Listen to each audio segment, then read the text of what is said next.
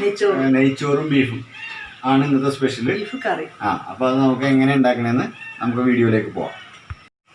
കടായി വെച്ച് നമുക്ക് നെയ്യ് ഇട്ട് കൊടുക്കാം.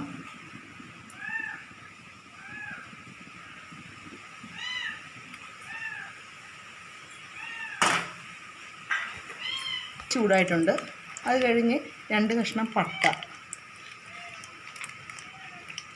പിന്നെ ഒരു 5 പീസ് ഏലക്ക, 5 പീസ് ഗ്രാമ്പു, ഒരു തക്കോലം. ഇതൊന്ന് ഫ്രൈ ചെയ്യണം.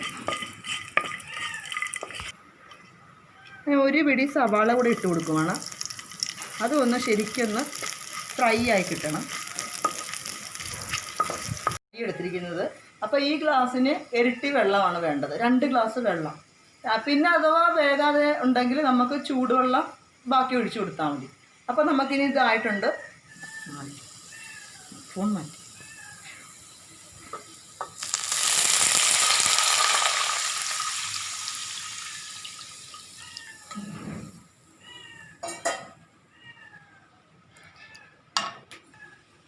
ഇനി നമുക്ക് തിളക്കുന്ന ആ സമയം കൊണ്ട് ആവശ്യത്തിന് ഉപ്പ് നമ്മൾ ഇച്ചിരി മുന്തി നിൽക്കണം, എന്നാലും ആ റൈസിലൊക്കെ പിടിക്കുകയുള്ളൂ.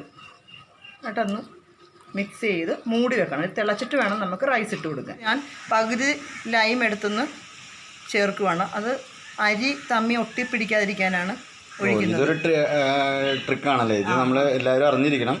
നമ്മൾ റൈസ് ഇതുപോലെ ചെയ്യുമ്പോൾ ഒരു ഇച്ചിരി ലൈം ഒഴിച്ചു കൊടുത്തു കഴിഞ്ഞാൽ ചോറ് തമ്മിൽ ഒട്ടിപ്പിടിക്കത്തില്ല.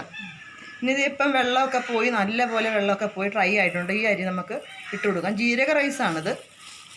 കറക്റ്റ് വെള്ളമായിരിക്കണം അല്ലേ? അപ്പം കറക്റ്റ് അതിൽ വെന്ത് വെള്ളം വറ്റി കിട്ടും. ഗീ റൈസിന് എപ്പോഴും ചെറിയ അരിയാണല്ലോ നല്ലത്. അപ്പം ഞാൻ എടുത്തിരിക്കുന്നത് ജീരക റൈസാണ്. എന്നിട്ടൊന്ന് മിക്സ് ചെയ്ത് കൊടുക്കുക. ഉപ്പൊക്കെ ഞാൻ നോക്കിയതാണ്. ആവശ്യം ഉണ്ടെങ്കിൽ നിങ്ങൾക്ക് വീണ്ടും ഇട്ട് കൊടുക്കാം.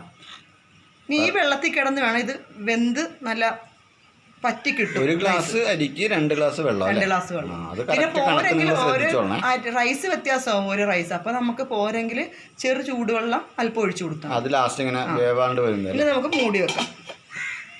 വേകുന്ന സമയം കൊണ്ട് നമുക്ക് ഇപ്പുറത്തെ അടുപ്പിൽ നമുക്ക് ബീഫ് കറി റെഡിയാക്കാം. അതിനായിട്ട് ഞാൻ 1/2 കിലോ ബീഫ് നല്ല ക്ലീനാക്കി വെച്ചിട്ടുണ്ട്.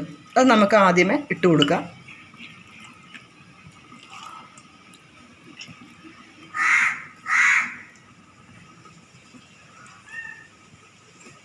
നമ്മുടെ ഔട്ട്ഡോർ ചെയ്യുന്നതുകൊണ്ട് കാക്കയൊക്കെ ഒന്ന് ഇരുന്ന് വിളിക്കുന്നുണ്ട്. ബീഫ് വെക്കണ അതിൻ്റെ ഇത് കണ്ടിട്ടാണെന്ന് തോന്നുന്നു. അത് കഴിഞ്ഞ് ഞാൻ 1.5 സ്പൂൺ മുളക് പൊടി എടുത്തിട്ടുണ്ട്. അത് ഇട്ട് കൊടുക്കാം.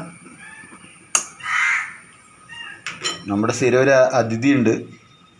എപ്പോൾ ഞങ്ങളിവിടെ നോൺ വെജ് റെഡിയാക്കി വരും അപ്പോൾ ഇവിടെ ഞങ്ങളൊരു പൂച്ചക്കുട്ടി ഉണ്ട്, അവൻ വരും ഇവിടെ. പിന്നെ 2 സ്പൂൺ മല്ലിപ്പൊടി ഇട്ട് കൊടുത്തിട്ടുണ്ട്.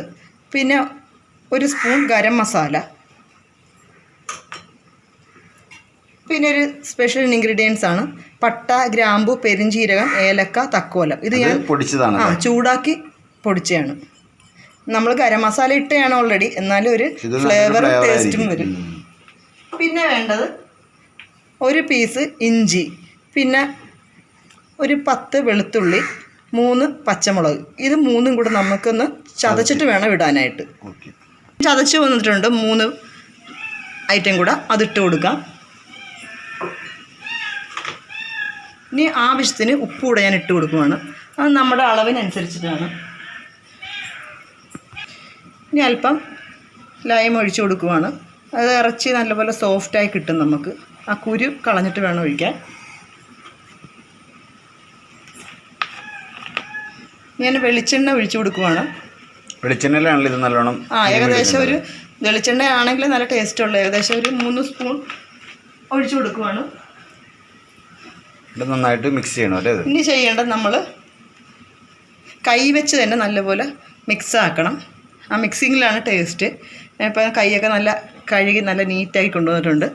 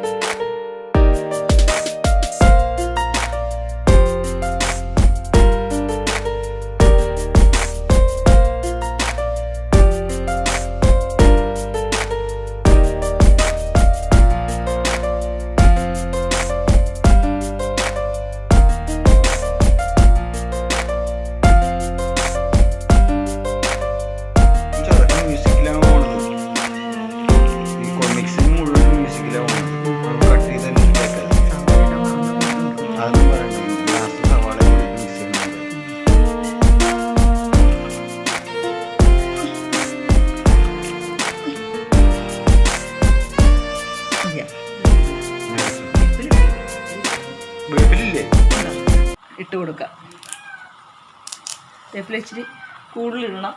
പിന്നെ വേണ്ടത് ഞാൻ പകുതി വലിയ തക്കാളി ആയതുകൊണ്ട് പകുതി തക്കാളി എടുത്തിട്ടുണ്ട്. അതൊന്ന് അരിഞ്ഞ് നമുക്ക് കൊടുക്കാം. ഇനി നമുക്ക് മൂടി വെച്ച് ഒരു ഏകദേശം ഒരു 5 വിസിൽ വരെ നമുക്ക് അടിച്ച് വേവിക്കാം. അതിഥി ഇവിടെ എത്തിയിട്ടുണ്ട്. ആശാൻ നമ്മുടെ ഇവിടെ നോൺ വെജ് എന്തുണ്ടാക്കിയാലും അപ്പോൾ ഓടി വരും.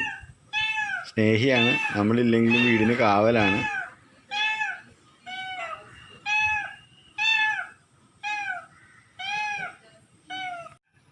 എല്ലാ ദിവസവും വന്നവനിവിടെ നോൺ വെജ് വരുമ്പോഴത്തേക്കും ഇങ്ങനെ വന്ന് വിളിക്കും. ആയിട്ട് തരാടാ കണ്ണ, ആയിട്ട് തരാട്ടാ, തരാം. അവിടെ വെയിറ്റ് ചെയ്യേ, ഫുഡ് ആയി കഴിയുമ്പോൾ ഞങ്ങൾ തരായേ. അവിടെ ഇരുന്നോ, അവിടെ ഇരുന്നോ. നമുക്ക് ആയെന്ന് നോക്കാം. ഇത് വെള്ളമൊക്കെ വറ്റി നല്ല കറക്റ്റായിട്ടായിട്ടുണ്ട്. ചോറ് ഒന്നിനോടൊന്ന് ഇട്ടാൽ നമുക്ക് പാകമായിട്ടുണ്ട്. വെള്ളം കറക്റ്റായിരിക്കണം, എന്നാലേ നമുക്ക് ഇതുപോലെ കിട്ടത്തുള്ളൂ. കറക്റ്റ് റൈസ് ആയിട്ടുണ്ട്. ഇങ്ങനെ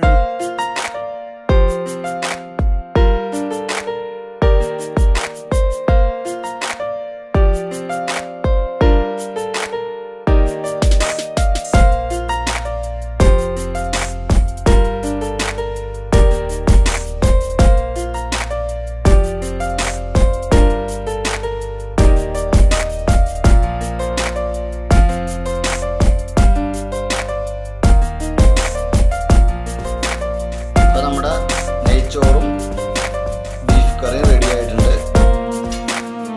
എല്ലാം നമ്മൾ കറക്റ്റായിട്ട് പറഞ്ഞ പോലെ എല്ലാം നല്ല കണ്ടീഷനായിട്ട് കിട്ടിയിട്ടുണ്ട്.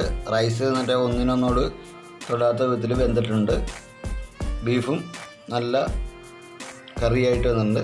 ഇനി നമുക്കിത് നിങ്ങളെന്തായാലും ഇത് ട്രൈ ചെയ്ത് നോക്കണം. സൂപ്പറാണ്, സൂപ്പർ ടേസ്റ്റാണ്. Thank you.